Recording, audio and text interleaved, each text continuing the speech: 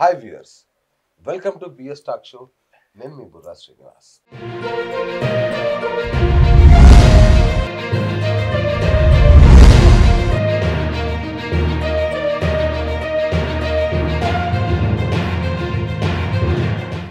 ధ్యానం, శ్వాస మీద ధ్యాస అనే ఒక అద్భుతమైన ఒక మంత్రం, అంటే ఒక పంచాక్షరి లాగా ఒక అద్భుతమైన మంత్రాన్ని ఈ ప్రపంచానికి ఉపదేశించిన వ్యక్తి పత్రిజీ. ఆయన గురించి మీ అందరికీ తెలుసు. ఆ, మన పిరమిడ్ సొసైటీలు స్థాపించి దేశవ్యాప్తంగా ప్రపంచవ్యాప్తంగా ఎంతో మందిని శ్వాస మీద ధ్యాస మీదకి ధ్యాన మార్గంలోకి మళ్లించిన మహానుభావుడు ఆయన. మన మధ్య నిన్న మొన్నటి వరకు ఉన్న గొప్ప ధ్యాని. మరి ఆయన ఇప్పుడు మన మధ్య భౌతికంగా లేకపోయినా ఆయన మార్గంలో కొన్ని లక్షల మంది ఆయన అభిమానులు కావచ్చు, అనుసరించే వాళ్ళు కావచ్చు, వాళ్ళందరూ ఎన్నో ఎన్నో యాగాలు అవన్నీ చేస్తున్నారు ఇప్పటికీ కూడా. సో దానిలో భాగంగా ధ్యాన మహాయజ్ఞాలు ఇప్పుడు ప్రపంచవ్యాప్తంగా జరుగుతుంటాయి. ప్రతి ఏటా డిసెంబర్లో జరుగుతుంటాయి. అయితే ఈసారి ప్రత్యేకంగా తిరుపతి పుణ్యక్షేత్రంలో ఈ యొక్క సెప్టెంబర్ మాసంలో కూడా ధ్యాన మహాయజ్ఞం జరపాలనేది ఒక పెద్ద నిర్ణయం తీసుకొని చేయబోతున్నారు. మరి ప్రతి ఏటా జరుగుతుంది కదా డిసెంబర్లో, మళ్ళీ ప్రత్యేకంగా ఇది ఎందుకు చేస్తున్నారు? అసలు దీని లక్ష్యం ఏంటి? ఏ భావన దీన్ని ఇంత ముందుకు తీసుకెళ్తుంది? ప్రతి రకరకాల పేర్లతో ఏదో ఒక రాష్ట్రంలో ఏదో ఒక దేశంలో ఇవి జరుగుతూనే ఉన్నాయి. ఈ ధ్యాన మహాయజ్ఞాలు ఎందుకు జరుగుతున్నాయి ఏంటి తెలుసుకుందాం. పత్రిజీ గారికి ప్రియ శిష్యుడు, ఆయన సమకాలికుడు, ఆయనతో చాలా కాలం ఆయన తుది శ్వాస విడిచే వరకు ఆయనతోనే ఉన్న బ్రహ్మర్షి జక్కా రాఘవరావు గారు ఇవాళ మనతో ఉన్నారు. మరి వారిని అడిగి పత్రిజీ గారి ఆశయాలు ఏంటి, దీన్ని పిఎంసి ఛానల్ ఉంది ఒకటి, ఈ యొక్క ధ్యాన మహాయజ్ఞాన్ని ప్రోత్సహించడానికి, ధ్యానాన్ని ప్రోత్సహించడానికి అనేక భాషల్లో వారి satellite channels, YouTube channel start చేశారు. ఈసారి ఆ ఛానల్ సారథ్యంలో ఈ ధ్యాన మహాయజ్ఞం జరగబోతుంది. దాని లక్ష్యాలు ఏంటి, ఎందుకు చేస్తామో తెలుసుకునే ప్రయత్నం చేద్దాం. నమస్తే రాఘవరావు గారు. నమస్తే సార్. ఎలా ఉన్నారు సార్? Fine sir. కానీ ఈ వయసులో కూడా మీ ఆరా ఇట్లా ఇట్లా కొట్టొచ్చినట్టుగా అనిపిస్తుంది సార్. నిజంగా అద్భుతం.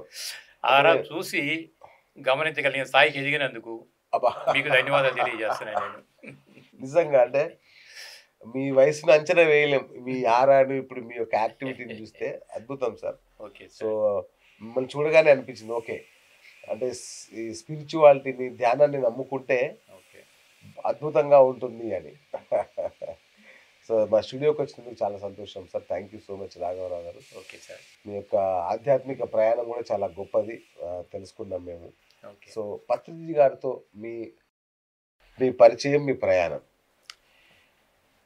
పత్రిజీతో నా ప్రయాణం అనేది చెప్పేదానికంటే ముందు నా జీవితాన్ని గురించి పరిచయ వాక్యాలు కొద్దిగా చెప్పాలి సార్ మీకు. ఎందుకంటే బైబర్త్ పూర్తి నాస్తికత్వం కాకపోయినా ముదిరిపోయినటువంటి ఆధ్యాత్మిక వాదులు అయితే కాదు. ఓకే. ఛాందసవాదం లాంటివి ఏం లేవు మనకి. అవి లేవు. నాన్నగారు వాడు చిన్నప్పటి నుంచి కొద్దిగా కమ్యూనిస్ట్ భావాలతో ఉండటం వలన ఎక్కువగా ఇంట్లో పూజా కార్యక్రమాలు లేవు. ఓకే. సరే, నాన్నగారికి వ్యాపారాల్లో సరిగా కలిసి రాకపోవటం వలన నష్టాల్లో పడిపోయి ఎక్కువ ఆస్తులు ఏమి లేవు. ఉండటానికి ఒక చిన్న ఇల్లు మాత్రం విజయవాడలో ఉంది. అది కూడా అమ్మేద్దామని బేరం పెట్టిన పరిస్థితుల్లో నా వయసు చిన్నది, అంటే 14-15 సంవత్సరాల వయసు. ఎప్పటికీ కొద్దిగా ఎందుకో కసి పట్టుదలతోటి నేను కూడా ఇక చదువు మానేసి వ్యాపార రంగంలో పడిపోయాను. అందువల్ల నేను పెద్దగా చదువుకోలేదు. వ్యాపార రంగంలో పడిన తర్వాత కసి పట్టుదలతోటే 24 గంటలు కష్టపడుతూ మెల్లమెల్లగా విద్య నేర్చుకుంటూ, విద్య అంటే వ్యాపార పరిస్థితుల్లో ఆర్థికంగా కొద్దిగా స్థిరపడటం, అప్పులన్నీ క్లియర్ చేసుకోవటం, లో మిడిల్ నుంచి మిడిల్ దాకా రావటం, కొంతవరకు సెటిల్ చేసుకుంటాం, వివాహం అయిపోవటం, 2 అబ్బాయిలు పుట్టడం, నాకు చదువు లేకపోయిన పిల్లల్ని చదివించాలనే ఉద్దేశంతో ఇద్దరిని కూడా మెడ్రాస్ యూనివర్సిటీలోనే ఇంజనీరింగ్ గ్రాడ్యుయేట్ చేసేయడం, అంతవరకు సాఫీగా సాగుతూ వచ్చింది సార్. అది మరి సంస్కార బలం అంటామో ఏమో తెలియదు, కానీ ఒక ఆలోచన వచ్చింది నాకు. ప్రవచనకర్తలు అందరూ కూడా నేను వారపడే దేహం కాదు, ఆత్మ పదార్థం అని చెప్తుంటారు కదా. దేహానుభూతిలో ఉంటే ఎలా ఉంటుంది జీవించే విధానం, బట్ ఆత్మానుభూతి పొందితే ఆ జీవించే విధానం ఎలా ఉంటుంది అది తెలుసుకోవాలన్నట్టు ఎందుకో ఒక కోరిక కలిగింది. అది ఏ సంస్కారం నాకు తెలియదు. అది కాగటం ఆలస్యం. అప్పటి వరకు పెద్ద పూజా పురస్కారాలు నాకేం తెలియదు. మా ఇంట్లో కొద్దిగా ప్రవచనాలు వినే అలవాటు మా అక్క, నాకంటే పెద్ద ఆవిడికి. ఆవిడ ద్వారా కొద్దిగా ప్రవచనాలు, గురువులు అనేది విన్నాను తప్ప లోతు తెలియదు. బట్ ఇది ఎప్పుడైతే వచ్చిందో ఇంకా నేను కూడా ఆ రూట్లో ఎంక్వైరీ చేసుకుంటాం. ఒక 5 సంవత్సరాల పాటు శబరిమల మాల వేయటం, బట్ మాల వేయటం అంటే మొక్కుబడి వ్యవహారాలు కాకుండా అసలు అయ్యప్పగా ఉన్నప్పుడు గురుస్వామి ఏం చెప్పారు, దానిలో లీనమై మనం వెళ్ళగలిగితే దాని రిజల్ట్ ఎలా ఉంటుంది అన్నదాన్ని పూర్తిగా 5 సంవత్సరాల్లో దాని పూజా కార్యక్రమాలు, మాల వేసి 40 రోజులు దాని యొక్క పవిత్రత, ఆ నియమాల్లో ఉన్న అంతరార్థాలు ఏంటి అని తెలుసుకుంటే ప్రయత్నంలో చాలా హ్యాపీగా నేను ఫీల్ అవ్వగలిగాను. ఆ తర్వాత ఇది సరిపోదు, ఇంకా గురువులు కావాలి అనుకుంటంలో అనేక రకాల ఆధ్యాత్మిక సంస్థలు వెళ్ళటం, గురువులందరినీ కూడా ఆత్మజ్ఞానం కావాలి అని స్ట్రైట్ అవే అడగటం. ఎందుకంటే ఆర్థికపరమైన ఇబ్బందితోటి వెళ్ళలేదు, అనారోగ్యంతో వెళ్ళలేదు, కేవలం ఒకే ఒక కోరిక ఏంటంటే బట్ ఆత్మానుభూతి నాకు కావాలి అంటే వెళ్ళాను. కానీ ఎక్కడ తృప్తికరమైన సమాధానాలు రాలి, కాలయాపన అయిపోతుంది. ఆ పరిస్థితుల్లో నాకు 97 జాన్యువరిలో ఫస్ట్ ఈ పరిచయం మా బ్రదర్ల ముఖర్జీ గారి ద్వారా, ఎవరో గురుగారు పత్రిక గారు వచ్చారట, మరి మీ అన్వేషణలో ఉన్నారు కదా ఏమన్నా రాగలరా అని చెప్పి ఫోన్ చేశాడు నాకు. ఆయన క్యాజువల్గా నా వైఫ్ తోటి అన్న ఏ పుట్టలో ఏ ఉందో పదా వెళ్ళొద్దామని చెప్పని, అది అలా వెళ్ళటం. ఫస్ట్ విజయవాడలో పత్రికని కలవటం, సీదా సాదాగా ఉన్నాడు ఆయన, కాషాయాలు గడ్డ ఏం లేవు. వెళ్ళాము, ఏదో నమస్తే అన్నాం, ఆయన నమస్తే అన్నారు, ఏదేదో మాట్లాడాము. ఎవరికి అన్నారా, ఏంటి ఫైనల్గా అన్నారు. బట్ ఆత్మజ్ఞానం అంటే ఏంటో అందరూ అంటారు తప్ప నాకు అది కావాలని వచ్చానన్న, నేను కూడా అటువంటి వాళ్ళ కోసమే ఉన్నాను అన్నాడు ఆయన. అది ఫస్ట్ మా పరిచయం. అక్కడి నుంచి నెలల తరబడి ఉన్నప్పటికీ లేనటువంటి తృప్తి ఈయనతో ఒక గంటన్నరలో నాకు తృప్తి ఏర్పడింది. అప్పుడు అన్నానికి నా వైఫ్ తోటి, ఇంకా చాలు, గురువు అంటే ఇలా ఉండాలి, ఇక నా అన్వేషణ ఫుల్ స్టాప్ పెట్టేశాం. కట్టే కొట్టే తెచ్చే 3 ముక్కల్లో చెప్పగలిగిన వ్యక్తి నాకు ఇంతవరకు ఎవరు తగల. ఈయన అతి సరళమైన భాష, సహజమైన భాష, టు బి ఫ్రాంక్ అంత ఓపెన్గా ఉన్నాడని చెప్పని ఫుల్ స్టాప్ పెట్టాం. ఆ పెట్టడం మళ్ళీ ఈ రోజు వరకు నేను వెనక్కి తిరిగి చూడలేదు. అది సార్ అన్న డెవలప్మెంట్. ఏంటి సార్ పత్రిజీ గారు బోధించిన ఈ శ్వాస మీద ధ్యాస అంటే ఏంటి నాకు ఎగ్జాక్ట్లీగా? ఇప్పుడు మీకు ఎలా చెప్పాలంటే, అది ఇప్పుడు సపోజ్ నేను హైదరాబాద్ నుంచి విజయవాడ వెళ్ళాలి. అవును సార్, ఆ రూట్ తెలియదు నాకు, ఏ రూట్ వెళ్ళాలంటే మీరు ఏదో ఒక రూట్ చెప్పించి చిన్నగా వెళ్ళిపో బాబు విజయవాడ వస్తా అని చెప్పి చెప్తారు. అవును, కానీ మీరు నాతో పాటు విజయవాడ రారుగా, just like guide master. Patrika గారు ఏమంటే నేను ఎవరికి గురువుని కాదు, ఎవరి శ్వాస వాళ్ళకి గురువుగా ఉంది. మరి మీరేంటి సార్ గురువు కాకపోతే మీరేమిటి అన్నప్పుడు ఐఎమ్ ఓన్లీ గైడ్ మాస్టర్. ఒక వ్యక్తి ఎదగటానికి ఏమేమి కావాలని సూచనలు చెప్పడం వరకే, నేను గైడ్ చేయడం వరకే నా డ్యూటీ. ఎలా ఎదగాలన్నది చేసుకున్న వాడికి చేసుకున్నంత, అంత స్ట్రైట్ ఆన్సర్స్ నేను ఆయన దగ్గర నుంచి పొందగలిగాను సార్. అక్కడి నుంచి శ్వాస మీద ధ్యాస. ఇప్పుడు భగవద్గీత చెప్పినా, ప్రవచనకర్తలు ఎవరు చెప్పినా, నేను అనబడే దేహ పదార్థం కాదు, అందులో అంతర్గతంగా ఉన్న ఆత్మ పదార్థం అని మనం వింటూనే ఉంటాం. బట్ దేహానుభూతులు జీవించినప్పుడు మానవుడు కోట్లకు అధిపతి అయినప్పటికీ కూడా అనారోగ్యాల పాలు, ఎంత నిశ్చింతగా జీవించగలుగుతున్నాడు అనేది మనకి తెలుస్తూనే ఉంది, ఎంత చింతలమయం అయిపోయిందో అనేది. అవేమీ లేకుండా పరిపూర్ణమైన ఆరోగ్యవంతంగా ఆ స్థాయికి ఎదగాలని అంటే ఆత్మానుభూతి చెందితే తప్ప ఉండలేడనేది మనకి ఎంతోమంది పీఠాధిపతులు చెప్పే మాటలే. ఈ చెప్పేటటువంటి మాటలు ఒక వ్యక్తికి ఏం కావాలన్నప్పుడు సాధన, అది శ్వాస మీద ధ్యాస. ఇప్పుడు రూట్ మ్యాప్ మీకు ఎలా అయితే చెప్పానో, పత్రిక గారు కూడా చెప్పింది ఏంటంటే అంతర్గతంగా ఉన్నటువంటి ఆత్మని నువ్వే అంటున్నావు కదా, ఆ లోపల వెళ్ళాలంటే దారి ఏంటంటే శ్వాస ఒకటే దారి. శ్వాసను దశాంగుళీకం అంటాం, నాభి వరకు వెళ్తుంది లోపలికి, మళ్ళీ తిరిగి బయటకు వస్తుంది. నీవు ఉన్నావా లేవా అని మాట్లాడటానికి మనకి ఇప్పుడు నేను ఉన్నానా లేనంటే ఆధారం ఏంటి సార్? ఇప్పుడు మన ఇద్దరం మాట్లాడుతున్నాం, సడన్గా పడిపోయాను అనుకోండి, మీరేం చేస్తారు? అరే ఇప్పటిదాకా బాగా మాట్లాడుతున్నారు, ఏమైందో చూడరా అంటాం. తెలివైనవాడు ఏం చేస్తాడు? ముక్కు దగ్గర వెళ్ళి పెడతాడు. శ్వాస ఉంటే 108 ఫోన్ కొడతాం, శ్వాస ఆగితే రాఘవరావు వెళ్ళిపోయాడు అంటాం, అంతేగా. ఇప్పుడు శరీరం ఇక్కడే ఉంది కదా, ఉన్నది ఎవడు, పోయింది ఎవడు ఇక్కడ? ఆత్మ.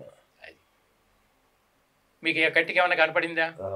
అది అంటే ఏదైతే సూక్ష్మంగా మనలో ఉండి ఈ ప్రపంచం మొత్తం కూడా కదలికలకి కారణాలు అవుతున్నాయో, ఏ చైతన్య పదార్థం అంతర్గతంగా ఉన్నదో అన్ని చేరాలి. అది అలా చేరటానికి ఉన్న మార్గం ఏంటంటే శ్వాస తప్ప వేరే దారి లేదు. ఎవరైతే రెగ్యులర్గా శ్వాసను పట్టుకు తనలోకి తన ప్రయాణం సాగిస్తాడో అప్పుడు అంతర్గతంగా తను వెళ్ళిన కొద్ది కూడా ఆ గతంలో నువ్వు ఎంత మూర్ఖుడు అయి ఉండొచ్చు, బట్ ఆ అంతర్గత పరివర్తన ద్వారా ఆత్మానుభూతి చెందగలిగితే అది నీకు గొప్పతనం అని చెప్పని ఫస్ట్ చెప్పిన వ్యక్తి పత్రిక గారు. ఓకే, అంటే శ్వాస మీద ధ్యాస అన్న ధ్యానం అన్న ఒకటేనా, రెండు వేరు వేరా? అసలు ధ్యానం అనేది ఒక సాంస్క్రిట్ వర్డ్ సార్. అది ది ప్లస్ యానము అంటాం. ది అంటే యాస్ట్రల్ బాడీ, సూక్ష్మ శరీరం అంటాం. యానము అంటే మనం చేసే ప్రయాణం. ఉదాహరణకు రామాయణం అన్నాం అంటే రాముడు చేసే ప్రయాణాన్ని రామాయణం కింద ఎలా చెప్పాము. ధ్యానము అని అంటే ది అంటే సూక్ష్మ శరీరం, మనలో అంతర్గతంగా ఉన్న సూక్ష్మ శరీరం ఈ దేహాన్ని తీసుకుని ఈ జీవిత అనుభవాల కోసం భూమి మీదకి ఎందుకు రాబడింది, అది చేసే ప్రయాణం ఏమిటి, మరణం అంటే అర్థం ఏమిటి, మరణం తర్వాత ఈ జీవుడు పైకి వెళ్ళిపోతాడు అంటాం. ఎక్కడికి పోతున్నాడు పైకి? మళ్ళీ అరే మీ తాత ఎత్తిపోయాడురా, నీ మనవాడిగా పుడతాడు అని మనం వింటూనే ఉంటాం. ఒకసారి చనిపోయిన పైకి వెళ్ళినోడు మళ్ళీ అసలు ఎందుకు పుడుతున్నాడు, దీని పునరపి జననం పునరపి మరణం అనే వాక్యాలు అసలు ఎందుకు వచ్చినాయి, ఇవన్నీ తెలియాలి అని అంటే అది రియల్ స్పిరిచువల్ డెప్త్. ఆ లోతు నాలెడ్జ్ ఇవ్వగలిగినటువంటి వ్యక్తి పత్రికలకి నేను బాగా చూడగలిగాను. అది పరిస్థితి అది అట్లా. అందువల్ల ఈ శ్వాస అనేది బట్ అంతర్గతంగా ఉన్న ఆత్మను పట్టుకోవాలంటే శ్వాస తప్ప వేరే మార్గం లేదు. అక్కడ ఏ మంత్ర తంత్ర యంత్ర ఏమీ లేవు. ఇక్కడ హాయిగా గుర్తుంటాం, కళ్ళు మూసుకుంటాం, గమనించడం, శ్వాసను గమనించడం, లోపలికి వెళ్ళటం. ఇది బాగా గమనించినప్పుడు గతంలో పతంజలి మహర్షి ఏం చెప్పారు, యోగ చిత్త వృత్తి నిరోధ అన్నారు. అంటే చిత్తంలో నీ మనసులో ఉన్నటువంటి వృత్తులు అంటే ఆలోచనలు మొత్తం నిర్వీర్యం అయిపోతే అది యోగ స్థితిగా గుర్తించారు. ఆ యోగ స్థితిలోనే అపారమైనటువంటి కాస్మిక్ ఎనర్జీ మనలో ఎంటర్ అవుతుంది. అది పతంజలి చెప్పింది. బట్ సిద్ధార్థుడు అనే అతను బుద్ధుడిగా ఎలా మారాడు అన్నప్పుడు కూడా 29 సంవత్సరాల దాకా రాజభోగాలు అనుభవించిన ప్రపంచం అంతా ఇంత దుఃఖంగా ఉండటానికి కారణం ఏమిటి అనేది ఒక చిన్న ఆలోచనకి సమాధానం కావాలంటానికి అడవులకు వెళ్ళిపోయాడు. ఈ కథ మనందరికీ తెలుసు. రాజ్యం అడ్డురాలా, భార్య అడ్డురాలా, బిడ్డ అడ్డురాలా వెళ్ళిపోయి సిద్ధార్థుడు బుద్ధుడిగా మారడానికి ఏదైతే అభ్యాసం చేశాడో 6 సంవత్సరాల పాటు అహర్నిశలు పాటుపడ్డాడు. ఎక్కడా తృప్తి లేదు. చివరికి ఏ శ్వాస అయితే ఆధారపోతుందో దాన్ని పట్టుకుంటూ మొదలుపెట్టి తనలోకి తన ప్రయాణం చేయగలిగాడు. ఒక రాత్రి తెల్లవారికల్లా ఎన్లైటన్మెంట్ క్వాలిటీస్ వచ్చేసినాయి. మరి తన జన్మ పరంపర అంతా తను చూసుకోగలిగాడు. ప్రపంచమంతా దుఃఖంగా ఉండటానికి కారణం ఏంటని తను చూసుకోగలిగాడు. ఆ నివారణ మార్గాలు మొత్తం కూడా ఆయన చెప్పగలిగాడు. ఆయన చెప్పింది శ్వాసమే చేస్తే. పతంజలి గారు చెప్పింది చిత్తవృత్తి నిరోధ అని అన్నారు, యోగ స్థితి అంటే. ఆయన చెప్పింది ఇదే దేశ సేమ్ అదే. వాళ్ళ పత్రిక గారు చెప్పింది కూడా సేమ్. అంత రీసెర్చ్ వరకు మనం చేయలేము. అంతమంది మహానుభావులు సక్సెస్ అవ్వటం మన కళ్ళ ముందు కనపడుతుంది. మరి అది పట్టుకోకపోతే ఇంకేం పట్టుకుంటాం? రైట్. ఇప్పుడు ప్రధానమైన ప్రశ్న ఏంటంటే సార్, సరే శ్వాస మీద ధ్యాస ధ్యానం రెండు ఒకటే అయినప్పుడు ఈ పిరమిడ్ల పాత్ర ఏంటి, పిరమిడ్ ఎనర్జీ ఏంటి మళ్ళీ ఇందులో? పిరమిడ్ ఎనర్జీ ఏంటంటే సార్, సూర్యరశ్మి మనకు అంతా ఉంది. అవును. ఒక భూతత్వంకి పెడితే దాని కింద ఉన్న పేపర్ ఎందుకు కాలిపోతుంది మనకి? కాన్సన్ట్రేట్ చేస్తాం అంటే ఆ పరిమాణం, భూతత్వం పరిమాణంలో ఉన్న సూర్యకిరణాలన్నీ కూడా ఏకీకృతం అవటం, హీట్ మల్టిప్లై అవ్వటం వల్ల పేపర్ కాలిపోతుంది. ఇది ఎట్లా సైన్స్ దానిలో ఇమిడి ఉందో, పిరమిడ్ మీన్స్ ఇది కూడా శక్తి క్షేత్రాలు. అవి 4 భూతాలు సమానంగా ఉండాలి, 100% నార్త్కు ఉండాలి, 51.51 యాంగిల్స్లో బెండ్ అవ్వాలి అనే మినిమం మెజర్మెంట్స్ ఉన్నాయి. అలా పెట్టగలిగినప్పుడు ఏ విశ్వ ప్రాణశక్తి అయితే మనం అంతా జీవించడానికి ఉపయోగపడుతుందో ఆ ప్రాణశక్తి అందులో 3 ఇంతలు ఎక్కువ వస్తుంది. ఇది ప్యూర్ సైన్స్. బట్ ఆ సైన్స్ అలా ఉంది కాబట్టి బయట నువ్వు 3 గంటలు ధ్యానం చేస్తే ఎంత శక్తి తీసుకుంటావో, పిరమిడ్ లోపల కూర్చొని 1 గంట ధ్యానం చేస్తే అంత శక్తి తీసుకోగలుగుతున్నావు. బట్ టెక్నాలజీని మనం వాడుకోగలిగితే మనం శక్తివంతంగా అవడానికి కాలం ఉపయోగపడుతుంది, మనకి సమయం కలిసి వస్తుంది మనకి. అందువల్ల పిరమిడ్ ఎనర్జీని పరిచయం చేశారు. కానీ తెలియనటువంటి వాళ్ళు, బయట వాళ్ళు ఏమంటారంటే పిరమిడ్ అనేసరికి ఈజిప్ట్లో ఉన్నది కదా, అదంతా ఏదో మమ్మీలు పెట్టారు కదా అంటారు. అయితే అంత శక్తి దానిలో జనరేట్ అవుతుంది కాబట్టి అది ఈ మమ్మీలు అంటే ప్రాణం పోయిన బాడీలు పెట్టి తిరిగి ఆత్మ వస్తుందేమో అనేటువంటి ఒక ఊహాగానాలతో తర్వాత మమ్మీలు భద్రపరిచారు. చెడిపోకుండా ఉండటం కోసం భద్రపరిచారు తప్ప పిరమిడ్లు కట్టింది ఈ మమ్మీల కోసం కాదు. అది ప్యూర్ సైంటిఫిక్. అది ఇప్పటికీ రీసెర్చ్ వర్క్ నడుస్తూనే ఉంది. బట్ అంత ప్రాణశక్తి అన్ని రేట్లు ఎందుకు ఉంటుంది అన్న సంగతి ఇప్పటికీ మన వాళ్ళకి ఇంకా అర్థం కాదు. బట్ ప్రయోగాలు నడుస్తూనే ఉన్నాయి. బట్ అది ఎందుకైనా కావచ్చు, బట్ ఎనర్జీ జనరేట్ అవుతుంది, మనం వాడుకుందాం.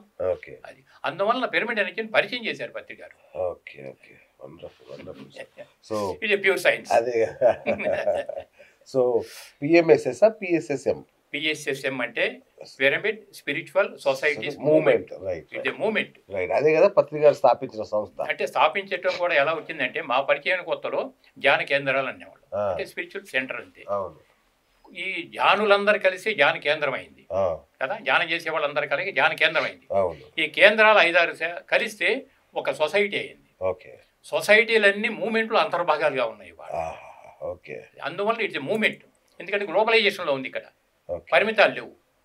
పత్రికా కాన్సెప్ట్ ఏంటంటే, ఆయన లక్ష్యం ఏమిటంటే రాబోయే కాలంలో ప్రపంచంలో ఉన్న మానవాళి మొత్తం కూడా ఎటువంటి ఆహారం తీసుకోవాలి, ఎటువంటి సాధన చేయటం ద్వారా తన అంతర్గత శక్తిని తెలుసుకుని ఆత్మహత్య జీవించే స్థాయికి ఎదుగుతాడు అనేటటువంటి పట్టుకుని ఆయన గ్లోబలైజేషన్ డిజైన్ ఇదంతా కూడా.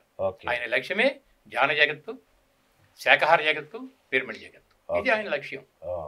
పరిమితాల్లో లేదు ఆయన లక్ష్యం. మరి ఆయన అగ్రికల్చర్ ఎంఎస్సీ చేశారు, గవర్నమెంట్లో ఫర్టిలైజర్స్లో ఒక ఆఫీసర్ పోస్టు చేశారు, వివాహం అయిపోయింది, 2 ఆడపిల్లల తండ్రిగా ఉన్నారు. కానీ ఒక అసంతృప్తి ఆయనకి రాజ్యం వెళ్తుంది. ఇంత ఉన్నా నాలో ఎందుకు ఈ అసంతృప్తి అనేది ఆయన అనుకుంటూనే ఉన్నారు. చిన్నప్పటి నుంచి కొన్ని వేలాది బుక్స్ చదివారు, అటు సోషల్ బుక్స్ కానీ స్పిరిచువల్ బుక్స్ కానీ. అంత అపారమైన జ్ఞానాన్ని తీసుకుని కూడా కనపడిన వాళ్ళందరికీ కూడా నాలెడ్జ్ ఇవ్వటం, ధ్యాన పద్ధతులు చెప్పేవాళ్ళు, కానీ తృప్తి లేదు. ఎప్పుడైతే జాబ్కి 92 కర్నూలులో ఉండగా జాబ్ రిజైన్ చేసి బయటకు వచ్చారో అమ్మాయ అని గాల్పించుకోగారు.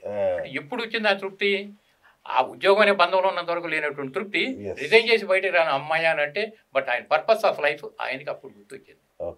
పర్పస్ ఆఫ్ లైఫ్ని గుర్తించగలిగినప్పుడు ఆయన ఎంత ఎనర్జెటిక్గా ఫ్రీ అయ్యారంటే, ఎంత స్వేచ్ఛాజీవిగా ఫ్రీ అయ్యారంటే అమ్మాయి అనే రిలీఫ్ అప్పుడు వచ్చింది ఆయనకి. దాన్ని బట్టి లెక్కేసుకోండి మనం. అప్పటి నుంచి ఈ కనపడిన వాళ్ళందరికీ ధ్యానం చెప్పటం, ఆహార నియమాల్లో మానవుడికి ఆహారం కింద ఏ జీవి హింసింపబడకూడదు, ఇది మెయిన్ కాన్సెప్ట్. తర్వాత సాధన అనేది రెగ్యులర్గా చేయటం ద్వారా తన అంతర్గత శక్తిని తాను గమనించగలుగుతాడు. ఇవి రెండు చెప్పి మొదలుపెట్టినటువంటి ధ్యాన ప్రచారం మరి ఈరోజు మరి ఒక రాష్ట్రం కాదు, దేశం కాదు, ప్రపంచవ్యాప్తంగా వెళ్ళిపోవటమే కాకుండా ప్రతి సంవత్సరం జూన్ 21వ తారీఖు యోగా డే కింద డిక్లేర్ చేసిన, మొన్న ప్రతి సంవత్సరం డిసెంబర్ 21 వరల్డ్ మెడిటేషన్ డే కింద డిక్లేర్ చేసింది. బట్ ఐక్యరాజ్య సమితి నుంచి ఒక డిక్లరేషన్ ఇచ్చిందంటే ప్రపంచ దేశాల్లో వందలాదిగా దేశాలు దాన్ని ఆమోదించబట్టే కదా ఇచ్చింది, ఆచరిస్తున్నాయి. అంటే మహానుభావుల యొక్క సంకల్పం ఏ స్థాయిలో ఉన్నదని చెప్పాలంటే పత్రికను ముందు పెట్టుకోవచ్చు మనం. ఇంకంతకంటే ఏం చెప్పాలి? ఎంత ఆచరించగలుగుతున్నాం అంటే చేసుకున్న వాడికి చేసుకున్నంత మహాదేవ్. సో ఈ కడతాల్లో ఉన్నది ఏంటి? ఇట్లాంటి కేంద్రాలు ఎక్కడెక్కడ ఉన్నాయి? అసలు ఎంత ఎంత విస్తృతం అంటే విస్తృతి ఎంత? అసలు పిరమిడ్ అనేటటువంటి దాన్ని చెప్పాలంటే first of all Kurnool sir. Kurnool. ఆయన ఉద్యోగం 92లో రిజైన్ చేసినప్పటికీ 1990లోనే బివి రెడ్డి గారు అనేటటువంటి ఒక ఇండస్ట్రియలిస్టు ఒక ఈ పత్రిక నుంచి కొద్దిగా విన్న తర్వాత ఎవరో పంతులు వచ్చాడట్రా, ఏంటి పద్దాక జ్ఞానం అంటాడా అని ఆయన అసిస్టెంట్స్ని అడుగుతుంటే ఒకసారి ఆయనతో పరిచయం చేశారు.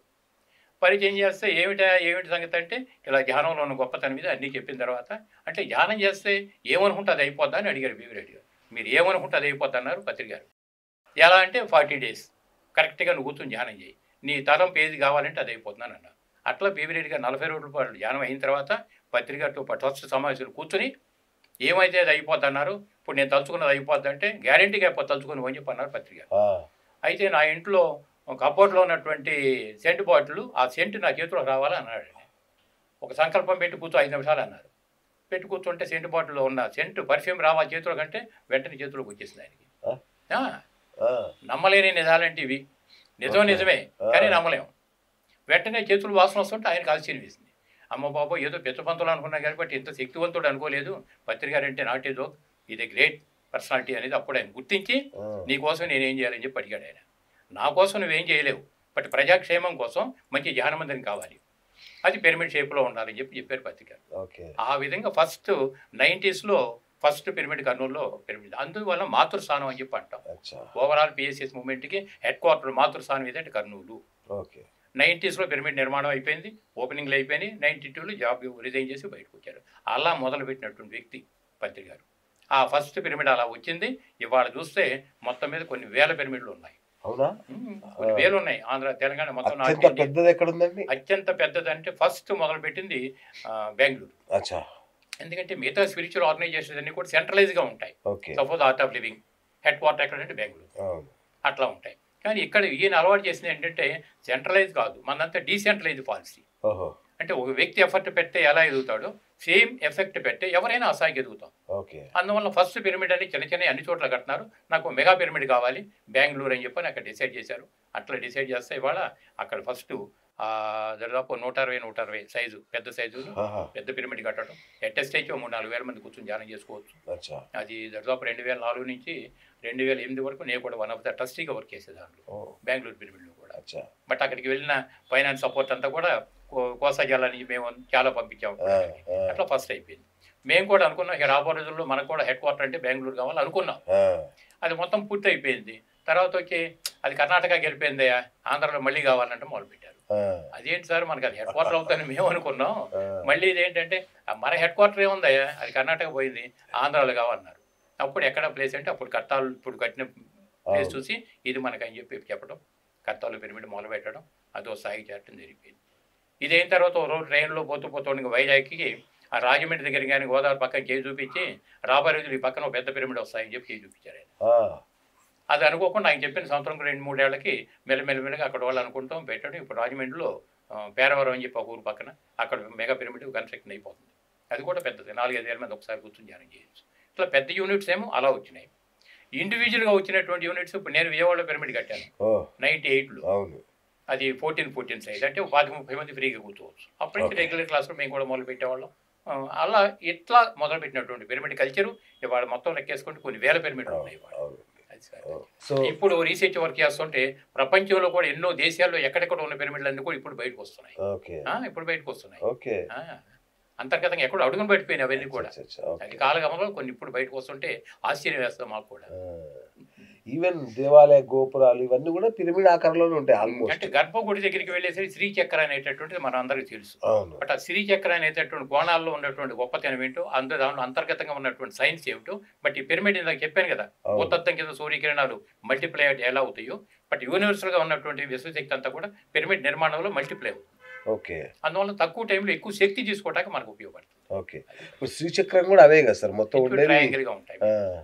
ట్రయాంగిల్గా సో ఉంటాయి. పిరమిడ్ అనేది చాలా అంటే విస్తృతమైన. పూర్వం గర్భగుళ్ళన్నీ అలా కట్టడంలో కూడా ఈ సైన్స్ దానిలో కూడా దాగి ఉంది అని మనం అర్థం చేసుకోవాలి. Okay okay okay. ఏ పిరమిడ్ టెక్నాలజీ వలన అడిషనల్ ఎనర్జీస్ మనం తీసుకుంటున్నాము, రైట్. బట్ ఇదే టెక్నాలజీ గర్భగుళ్ళు కూడా పెట్టారు. పదాలు వేరే ఉండొచ్చు, ఓకే బట్ అందులో వచ్చేటటువంటి రిజల్ట్ మాత్రం సేమ్. Okay okay. అట్లా.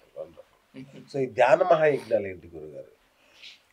యజ్ఞం అనేటటువంటిది ఒకటి సార్. మనం రామాయణం పూర్వం నుంచి తీసుకున్నా కానీ మనకి యాగాలు యజ్ఞాలు అనే ఎన్నో చేస్తున్నాం. బ్రహ్మాండంగా. ఇప్పుడు యజ్ఞం చేయటంలో కూడా రకాలు ఉంటాయి మనకి.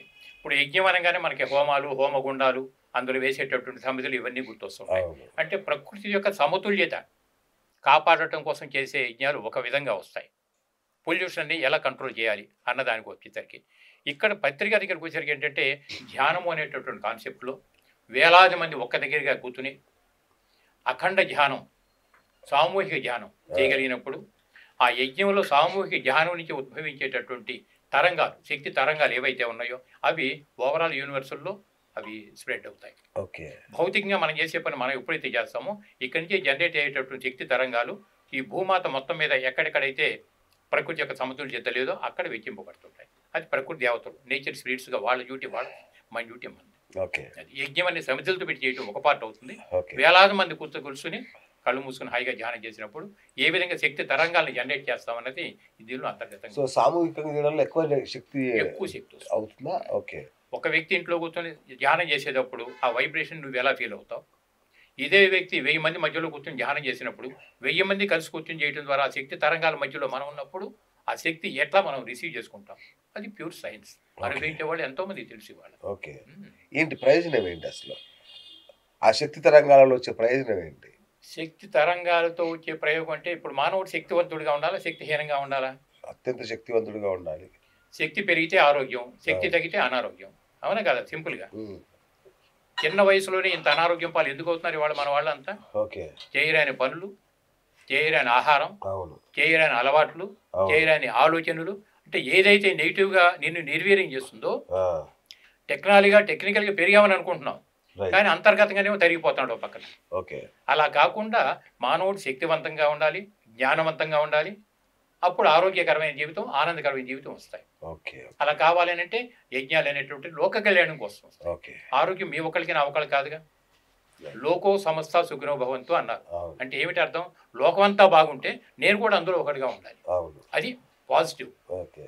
మన దృక్పథం ఎంత విశాలంగా ఉండగలిగితే మనం అంత నిశ్చింతగా ఉండగలం. కరెక్ట్. అది అందువల్ల ధ్యానం రెగ్యులర్గా చేయడం ద్వారా శక్తివంతంగా ఉంటాం. మంచి ఆధ్యాత్మిక గ్రంథాలు చక్కగా చదవటం ద్వారా జ్ఞానవంతంగా ఎదుగుతాం.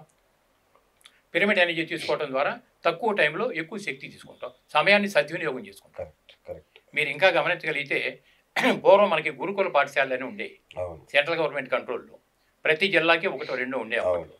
అంటే మన వాళ్ళు 5 సంవత్సరాల వయసు దాటితే తప్ప స్కూల్కి పంపేవాళ్ళు కాదు. అవును. అప్పుడు గురుకులాలకు వెళ్తే వాళ్ళు ఏం చెప్పేవాళ్ళు అంటే, వాళ్ళు వేద పండితులంతా ఉండేవాళ్ళు. వాళ్ళు ఏం చెప్పేవాళ్ళు, బాబు అనేటి నేనంటే దేహం కాదురా, ఆత్మ పదార్థం అన్నప్పుడు దేహాన్ని పోషించుకోవటానికి ఎంత వాల్యూ ఇవ్వాలి, ఎటువంటి అలవాటు చేసుకోవాలి, అంతర్గతంగా ఆత్మలో స్థిరత్వం రావాలి అంటే మనం ఏ విధమైన సాధన చేయాలి అని చక్కగా విడమర్చి చెప్పేవాళ్ళు. దానిలో మనకి దేనికి ఎంత ప్రాధాన్యత ఇవ్వాలి అనే ఈ మెలకువలు ఉండేవి కాబట్టి పూర్వం మన వాళ్ళు ఏ మందులు డాక్టర్ లేకపోయినా అంత ఆరోగ్యంగా ఉన్నారు ఆ రోజు, నిశ్చింతగా ఉన్నారు ఆ రోజు. అవును. ఇవాళ కోట్లకు అధిపతి అయినప్పటికీ కూడా నిశ్చింతగా ఉన్న జీవితాలు ఉన్నాయి మనకి. ఎన్ని వేల కోట్లు ఉంటే అంత నిద్ర కరువు అయిపోతుంది. ఎటు పోతున్నాం మనం, అది ఎటు పోతున్నాం మనం, అది ఆలోచన చేయాలి సార్. ఓకే. ఈ ధ్యాన మహా యజ్ఞాలు అనేటటువంటివి ఆ విధంగా చేయటం ద్వారా శక్తి తరంగాలు విశ్వవ్యాపితం కావటం ద్వారా ఓకే. మొత్తం అందరికీ భూమాత సస్యశ్యామలంగా ఉంటుందనే ప్రయత్నంలో 99లో మొదలుపెట్టేటువంటి యజ్ఞాలు. ఇప్పటిదాకా కొనసాగుతుంది. అప్పుడు ఫస్ట్ కర్నూలులో మొదలుపెట్టాం. తర్వాత 2002లో ఫస్ట్ యజ్ఞం నేను విజయవాడలో చేశాను. తర్వాత 2009లో శ్రీశైల ధ్యాన మహాయజ్ఞం కూడా నేను చైర్మన్గా ఉండి చేయగలిగాం. ఓకే. తర్వాత ధ్యాన మహాచక్రం అనే పేరు మారింది. ఆహా. అక్కడి నుంచి పెద్ద పెద్ద వాళ్ళు రావటం, పెద్ద పెద్ద యజ్ఞాలు ఇలా చేయటం మొదలైంది. అది ఇప్పుడు బెంగళూరులో జరిగేదానికేమో బుద్ధ పౌర్ణమికి జరుగుతాయి, అచ్చా. పేరవరంలో జరిగేదేమో ఉగాదికి జరుగుతుంటాయి, డిసెంబర్లో జరిగేదేమో కర్తాల్లో జరుగుతుంటాయి. అవును. అట్లా బట్ యజ్ఞం ఎంత చేయగలిగితే అంత జరుగుతాయి సార్. ఓకే. అది యజ్ఞం ఏమిటంటే లోక కళ్యాణం కోసం. రైట్. ఇప్పుడు మీరు తాజాగా తిరుపతిలో చేయాలని తలపెట్టారు కదా, అది పిఎంసి ఛానల్ ద్వారా. పిఎంసి నిర్వహణ, ఆ, ఓవరాల్ ఎందుకు? పిఎస్ఎస్ఎంఏ support, okay. Pyramid spiritual society మూవ్మెంటే సపోర్ట్. ఓకే. బట్ ఈ సపోర్ట్లో యజ్ఞాలు ఎంత చేయగలిగితే అంత. అచ్చా. అంటే విశ్వశాంతి కోసం అని చెప్పని ఒక కాన్సెప్ట్ ఇప్పుడు. ఎందుకంటే ప్రపంచవ్యాప్తంగా మానవ యొక్క జీవితాలు ఎంత అస్తవ్యస్తంగా ఉన్నాయో, దేశాలకు దేశాల మధ్యలో ఎంత యుద్ధ వాతావరణాలు నెలవని మనం అంతా చూస్తూనే ఉన్నాం. చూస్తున్నాం. బట్ వాటన్నిటి నుంచి పాజిటివ్గా తీసుకుని ప్రపంచ శాంతి కావాలంటే యజ్ఞాలకు రాబోయే రోజుల్లో ముమ్మరంగా చేయగలిగితే తప్ప ఓకే. యజ్ఞం యొక్క శక్తి తరంగాలు మొత్తం విశ్వవ్యాపితం కాబడి మొత్తం వాటన్నిటిని కూడా ఆరోగ్యవంతంగా చేయడానికి ఉపయోగపడాలి. రైట్. పడాలంటే యజ్ఞం అంటే సామూహిక ధ్యానము మెయిన్. అది ఎంత చేయగలిగితే అంత శక్తి తరంగాలను మనం విడుదల చేస్తాం. ఇంకేమేం కార్యక్రమాలు ఉంటాయి అంటే ఆ ధ్యాన మహాయజ్ఞం సమయంలో? ధ్యాన మహాయజ్ఞం అంటే ఇప్పటి వరకు మనం అఖండ ధ్యానం అని చెప్పానంటే ఆ, ప్రతి ధ్యాన మహాయజ్ఞంలో ఉదయం పూట 5 to 8 3 గంటలు అఖండ ధ్యానం ఉంటుంది. ఓకే. తర్వాత మహానుభావుల సందేశాలు ఉంటాయి. ఓకే. ప్రతి మానవుడికి ఆరోగ్యం కావాలి కాబట్టి ఎంతో మంది డాక్టర్స్ యొక్క సందేశాలు ఉంటాయి. ఓకే. జీవితం అంటే ఆట పాట అన్నాం కాబట్టి ఎంటర్టైన్మెంట్ కార్యక్రమాలు కొంత ఉంటాయి. అది నృత్యం, భరతనాట్యం కావచ్చు, నృత్యాలు కావచ్చు. ఓవరాల్గా ఏమిటంటే ఒక ఎంటర్టైన్మెంట్, ఓకే. అక్కడి నుంచి ఒక శక్తివంతమైన శక్తి తరంగాలను వెదజాలనే కార్యక్రమాలతో అలా మొదలుపెట్టి 99 నుంచి ఇప్పుడు నడుస్తున్నాయి. ఇప్పుడు పిఎంసి ఏమిటంటే విశ్వశాంతి, ప్రపంచవ్యాప్తంగా ఉన్నటువంటి అలజడిని కంట్రోల్ చేయాలంటే ఎంత ఎక్కువగా మనం వెళ్ళగలిగితే అంత మంచిది. ఓకే. యజ్ఞాలు నిర్వహిస్తే అంత మంచిది. ఓకే. ఇప్పుడు కర్తాలు అనేది మనకు వచ్చేసిన తర్వాత ప్రతి సంవత్సరం డిసెంబర్లో ఒక్క దగ్గర జరుగుతున్నాయి. అలా కాకుండా పూర్వం నుంచి మనకి ఎలా ఒక్కొక్క సంవత్సరం ఒక్కొక్క దగ్గర చేసుకుంటూ వచ్చాం. అచ్చా, అచ్చా, అచ్చా. అలాగే రాబోయేటటువంటి రోజుల్లో ఇప్పుడు పిఎంసి నిర్వహణలో మొదలైనటువంటి ధ్యాన మహాయజ్ఞాలు ఒక్కొక్క సంవత్సరం ఒక్కొక్క దగ్గర. ఎక్కడ మొదలు పెడదాం? ఫస్ట్ ఆ, కలియుగ దైవం వెంకటేశ్వర స్వామి అందరికీ తెలిసినటువంటి అదొక శక్తి క్షేత్రం. అవును. అక్కడి నుంచే మనం మొదలు పెడదామని చెప్పి ఆలోచన రావటం. దాని ప్రాజెక్ట్ చైర్మన్గా మీరే ఉండాలని నన్ను కోరారు. ఎందుకంటే గతంలో అది మీరే నడిపిస్తున్నారు. చైర్మన్గా నేను అంటే జస్ట్ ఇది హానరబుల్ పోస్ట్. అంతేనండి. అవును. ఎందుకంటే విజయవాడ శ్రీశైల యజ్ఞాలు చేశాం కాబట్టి అనుభవం ఉంది కాబట్టి నిలబడండి చాలు, మేమే నిర్వహిస్తామన్నారు. సూచనలు సలహాల మేరకి పైన నేను ఉంటాను. బట్ నిర్వహణ అంతా కూడా పిఎంసి నిర్వహణ. ఓకే. అది ఇప్పుడు తిరుపతిలో సంగీత బాబు అక్కడ మాకు వైస్ చైర్మన్గా తీసుకోగలిగాం. ఓకే. కంచె రఘురామ్ గారు సొసైటీ ప్రెసిడెంట్గా ఉంటారు. ఓకే. బట్ ఆనరబుల్గా పెద్దవాళ్ళంతా ఉన్నప్పటికీ కూడా నిర్వహణ అంతా యూత్ని పెద్దపేట వేయాలని లెక్క. ఓకే. ఓకే. యూత్ అంతా ఏమనుకుంటారంటే ధ్యానం ముసలాళ్ళకిలారా మనకెందుకు అనేది ఊతపదం. సీరియస్ గా అదే అంటున్నా. యాక్చువల్గా పిల్లల్ని, యువతని ఈ ధ్యానం వైపు మళ్లించడానికి ఈ కార్యక్రమాలు ఏమైనా స్పెషల్ గా ఉన్న డిజైన్ చేశారు ఉంటాయా? రేపొద్దున మేమేమనుకుంటున్నామంటే ఈ పిఎంసి నిర్వహణలో మొట్టమొదటిగా తిరుపతిలో మొదలుపెట్టేటువంటి యజ్ఞంలో ఒక సరికొత్త మార్పులు తేవాలనుకుంటున్నాం. ఓకే. ఏ మార్పులు తేవాలి అని అంటే అఖండ ధ్యానం అనే 3 గంటలు సరిపోదు. రేపు రాబోయే 6 గంటలు చేయించాలి. ఉదయం పూట 3 గంటలు చేస్తాం మామూలుగా. ఇప్పుడు సాయంత్రం కూడా మళ్ళీ 3 గంటలు పెట్టాలి. రోజుకి 6 గంటల పాటు అన్ని వేల మందితో అఖండ ధ్యానం నడుస్తుంటే బట్ ఆ శక్తి తరంగాలు బయటకు వస్తాయి. ఒక పార్టీ యూత్కి పెద్దపెట్టి వేయాలి ఇప్పుడు. ఎందుకంటే 60లో 70లో వెళ్ళిపోతుంటారు. ఇక రేపు రాబోయే కాలంలో ప్రపంచం అంతా కూడా వేలాల్సిన యూతే. కాబట్టి యూత్ని ఎంత పాజిటివ్గా మనం ఉండగలిగితే, ఎంత శక్తివంతంగా ఉండగలిగితే, మన ఆహారపు అలవాట్లు ఎలా మారాలి, ఆలోచన విధానాలు ఎటువంటి మార్పులు రావాలి, అలా వస్తే నేను శక్తివంతంగా ఉంటాను తెలియాలంటే యూత్కి పెద్దపేట వేయాలి. ప్రతిరోజు యూత్ కొంత టైం కేటాయిస్తాం. పర్సనాలిటీ డెవలప్మెంట్ సిలబస్ కానీ పెద్ద పెద్ద వాళ్ళు ఎవరైతే మహిళలు కూడా వస్తారు కదా, మహిళలు కూడా వస్తారు కదా. మహిళలు కూడా వస్తారు సార్, మహిళలు కూడా వస్తారు, పిల్లలు వస్తారు, పెద్దవాళ్ళు వస్తారు. మెయిన్ యూత్కు పెద్దపేట వేస్తే ఆ యూత్ అంతా రావటం వలన రాబోయే కాలానికి మనం ఏ విధంగా దిశానిర్దేశం చేస్తాం ఒక పార్ట్. అలాగే ఇప్పుడు శరీరం బాగుంటేనే మనం ఏదైనా చేయగలుగుతాం. శరీరం బాగుండాలంటే ముందు ఆరోగ్యం చూసుకోవాలి. అందువల్ల పెద్ద పెద్ద డాక్టర్స్, సైంటిస్టులు ఎవరైతే ఉన్నారో వాళ్ళందరినీ తీసుకొచ్చేసి రోజు కొంత టైము వాళ్ళకి కేటాయిస్తాం. నీ ఆహారపు అలవాటు కానీ ఆలోచన విధానం ఎలా ఉంటే నువ్వు ఆరోగ్యవంతంగా ఉండటానికి వీలు. ఓకే. ధ్యానం ఎట్లా ఉపకరిస్తుంది నీకు? ఇవన్నీ చెప్పడం కోసం పెద్ద సైంటిస్టులని తీసుకొస్తాం, పెద్ద పెద్ద డాక్టర్స్ని తీసుకొస్తాం, అచ్చా. పర్సనాలిటీ డెవలప్మెంట్లో ఉన్నటువంటి పెద్ద పెద్ద వాళ్ళని తీసుకొని చెప్పిస్తాం. అది ఎంత ఆస్వాదించగలిగితే అంత పెరుగుతుంది అంత మంచిది. ఓకే. ఓకే. వచ్చిన వాళ్ళు పెరగటానికి. ఓకే. ఇటువంటి మార్పులన్నీ ఇంకా ఆలోచన చేస్తాం, ఇంకా బెటర్మెంట్. రైట్. అది ఏదో మోసపోతుంది ఒకే మోసలో కాకుండా ఇంకా రాబోయే రోజుల్లో బెటర్మెంట్ కోసం ఏ ఏ మార్పులు తేవాలి అనేది అంతా కూడా పెద్దవాళ్ళంతా ఆలోచన చేస్తున్నాం. అది ఏది బెటర్మెంట్గా ఉంటే ఆ విధంగా ముందుకెళ్తాం సార్. సార్ ఒక పర్సనల్ ప్రశ్న. చెప్పండి సార్. దీని ద్వారా ఉమ్, మీరు గమనించిన, ఉమ్. మీరు ఏమన్నా గమనించిన అద్భుతాలు జరగడం లాంటిది ఏమన్నా, అంటే ఈ సామూహికంగా జరిగిన ఈ కార్యక్రమాల ద్వారా ఈ అద్భుతం జరిగింది, నాకు భలే ఆశ్చర్యం అనిపించింది లాంటి సంఘటన ఏదైనా ఉందా?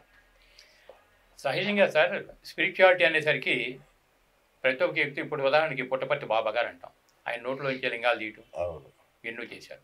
ప్రజాక్షేమకరమైనటువంటి పనులు కూడా ఎన్నో అద్భుతం. ఎడ్యుకేషన్ ఇన్స్టిట్యూట్ పెట్టారు, ఆరోగ్యం కోసం వైద్యశాలలు హాస్పిటల్ కట్టించారు, నీళ్ళండి అసలు. ఎన్ని చేశారు కదా.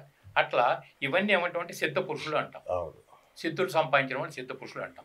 ఈ సిద్ధులు అనే దానికి కూడా అట్రాక్ట్ అవ్వకుండా ఇంకా మనం ఎదగలిగితే తప్ప ఎన్లైటైన్మెంట్ క్వాలిటీస్ రావు. ఒక ఎన్లైటైన్మెంట్ రావాలంటే ఇవన్నీ దాటి వెళ్ళాలి.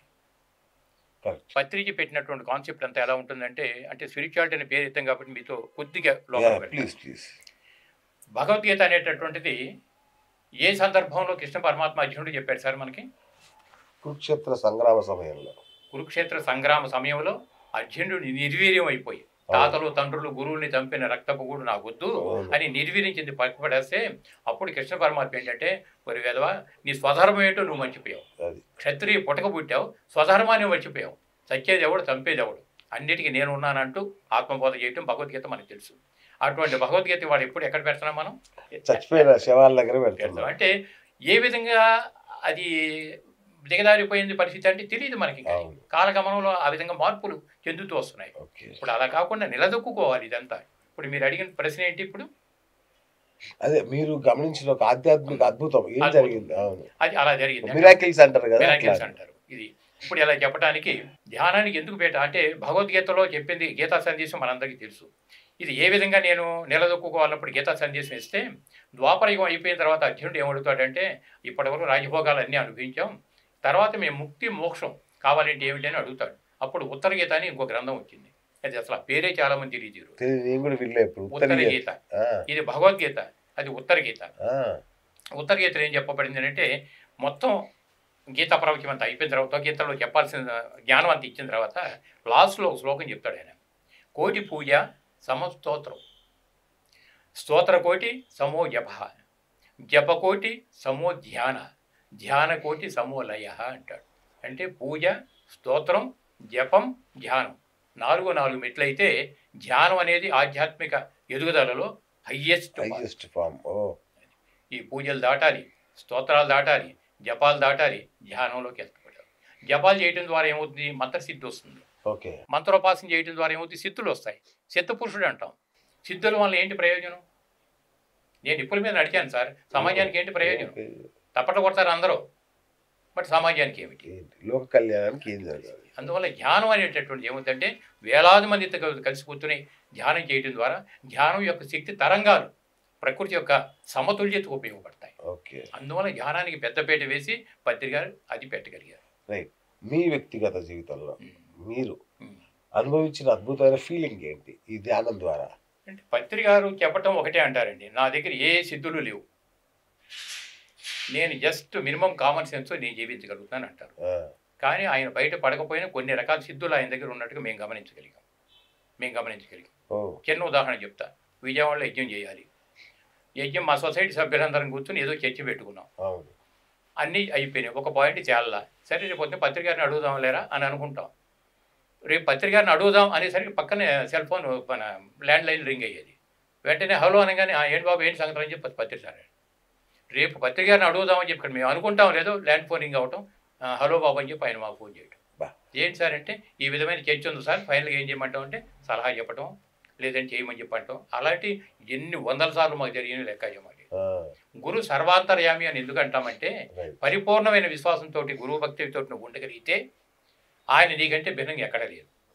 అందుకనే గతం నుంచి మన అనాదిగా వచ్చినటువంటి శాస్త్రం ఏం చెప్పిందంటే, గురుర్ బ్రహ్మ గురుర్ విష్ణు గురుర్దేవో మహేశ్వర, అవును గురు సాక్షాత్ పరబ్రహ్మ, అవును తస్మై శ్రీ గురవే నమః అని చెప్పబడింది. ఎందుకని అంత పెద్దపేట వేశారు గురువు అంటే, నిజమైనటువంటి గురువు ఏ వ్యామోహాలకి లొంగకుండా లోక కళ్యాణం కోసం మాత్రమే పనిచేస్తూ ఉన్నటువంటి వ్యక్తి ఎవరు ఉంటే భర్తగారే. ఆయన జేబులో ఎప్పుడు ₹1 పెట్టుకుంటూ ఇప్పటికి మేము చూడలేదు.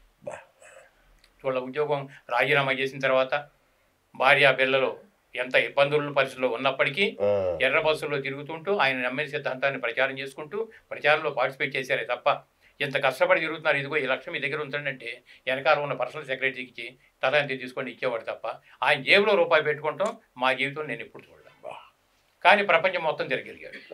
ఎలా తిరగగలిగాడని మేము గమనిస్తే, దైవం మానవ రూపేణ, నిజమైన దైవం కిరీటం పెట్టి మన ముందుకు రాడు. ఆపద సమయంలో ఎవరో ఒక వ్యక్తి రూపంలో వచ్చి నీకు ఏ విధమైన సహాయం కావాలో అది ఇచ్చి వెళ్ళిపోతుంటారు. అలా ఇచ్చేటటువంటి వాళ్ళు పిఎస్ఎస్ మూవ్మెంట్లో వందల వేల మంది ఉన్నారు సార్. ఓకే. అందువల్ల పిఎస్ఎస్ మూవ్మెంట్ ఇంత విస్తరించి రెగ్యులర్గా శాఖాహార ర్యాలీలు చేసేవాళ్ళు ర్యాలీ చేస్తున్నారు, పిరమిడ్లు కట్టేవాళ్ళు పిరమిడ్లు కడుతున్నారు, ధ్యాన ప్రచారం చేసేవాళ్ళు ప్రచారం చేస్తున్నారు. పిఎంసి ఛానల్ ద్వారా విశ్వవ్యాపితం అయిపోయింది అంతది. కాబట్టి ఆ టెక్నిక్స్ ఉన్నాయి దగ్గర, అలాంటివి చూడగలిగాం. బట్ అవన్నీ వాటికి అట్రాక్ట్ అవ్వద్దు అంటే వల్ల మేము కూడా పక్కన పెట్టేసి ఎంటర్టైన్మెంట్ క్వాలిటీస్ పెంచుకుంటూ ఎదుగుచ్చాం. Okay right. కొత్తగా ధ్యానం చేయాలనుకుంటున్న వాళ్ళకి లేదా ఈ ధ్యాన మహాయజ్ఞంలో పాల్గొనాలి, తిరుపతిలో జరగబోయే సెప్టెంబర్ ఎప్పటి నుంచి 16 నుంచి 22 వరకు దీనిలో పాల్గొనాలనుకునే వాళ్ళకి మీరు ఇచ్చే సలహాలు సూచనలు ఏంటి? కొత్త వాళ్ళు పాత వాళ్ళు అందరు రావచ్చు సార్ దీనికి. వచ్చేటటువంటి వాళ్ళందరికీ కూడా కాస్త ఆర్థికంగా తట్టుకోగలిగిన వాళ్ళేమో తిరుపతిలో కావాల్సినటువంటి హోటల్స్ అన్నీ ఉన్నాయి కాబట్టి ఎవరెక్కడ బుక్ చేసుకున్నా మాకేం అభ్యంతరం లేదు. పెట్టుబడి పెట్టలేనటువంటి వాళ్ళ కోసం ఫ్రీ అకామిడేషన్ ప్రొవైడ్ చేస్తాం ప్రతి యజ్ఞంలో కూడా. ఖర్చు ఏమన్నా అయితే పిఎంసీ నిర్వహణలో భరిస్తుంది, వచ్చేవాళ్ళు ఫ్రీ అకామిడేషన్ భరిస్తాం. అవన్నీ ఇప్పుడు సర్వేలు జరుగుతున్నాయి, కొన్ని మేము ఐడెంటిఫై చేసాం, ఇంకా కొన్ని ఐడెంటిఫై చేయాలి. అలాంటి వాళ్ళందరికీ ఫ్రీ అకామిడేషన్ ప్రొవైడ్ చేస్తాం. తర్వాత 8,000 మంది వచ్చినప్పటికీ కూడా భోజనం అంతా కూడా ఉచితంగానే పెడతాం. మహతి ఆడిటోరియం ఇప్పటికి ఆల్మోస్ట్ బుక్ చేయడం జరిగింది. దాదాపు 2,000 పైన సీటింగ్ కెపాసిటీ ఉంది. అది మిగతా వచ్చేటటువంటి వాళ్ళు అవసరమైతే మేము కింద కూర్చొని ధ్యానం చేసుకోగలం. భోజన వసతులు అవన్నీ కూడా బయట ఏర్పాట్లు అన్నీ జరుగుతున్నాయి. ఎక్కడ ఏర్పాట్లు అక్కడ జరుగుతూనే ఉన్నాయి. ఇవన్నీ కూడా టైం తక్కువ ఉంది కాబట్టి చేస్తూనే ఉన్నాం. ఇక అది మనం పూర్వం చూడండి, ఎవరైనా భిక్షాటకు వచ్చేటప్పుడు అమ్మ ఒక ముద్ద అన్నం పెట్టి పుణ్యం వస్తుంది తల్లి అంటాడు. ఒక ముద్ద అన్నం పెడితేనే నీకు అంత పుణ్యం వస్తే లోక కళ్యాణ కార్యక్రమాల్లో భాగస్వాములయ్యి మనం కూడా తన్ మన్ ధన్ సహాయం చేయగలిగితే ఎంత పుణ్యకర్మ మనం పోయి చేసుకోగలుగుతాం, ఎంత లభ్యం మనం పొందగలుగుతాం ప్రకృతి నుండి. అలా తెలిసిన వాళ్ళంతా కూడా ముందుకొచ్చి సహాయం అందిస్తారు. అలా అందించబట్టే ఈరోజు చేతిలో ₹1 లేకుండా పత్రిక ప్రపంచం అంతా తిరిగినా, ₹1 లేకుండా యూట్యూబ్ ఛానల్గా పెట్టినటువంటి మన పిఎంసీ ఛానల్ ఈరోజు శాటిలైట్ ఛానల్గా ఎదిగిన.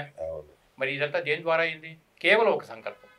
ఎందుకంటే లోక కళ్యాణం, ఆ ఒక సంకల్పం ఈరోజు ఎంత సాగి తీసుకొచ్చిందని అంటే, రేపు తిరుపతిలో పెట్టబోయేది కూడా కేవలం విశ్వశాంతిని కాంక్షించి మనం చేస్తాం. కాబట్టి ఆ తన్మన్ ధన్ ఎంతమంది ముందుకొచ్చి అందులో భాగస్వాములు అవుతారో వాళ్ళంతా పుణ్యకర్మలో భాగస్వాములు అయినట్లే లెక్క.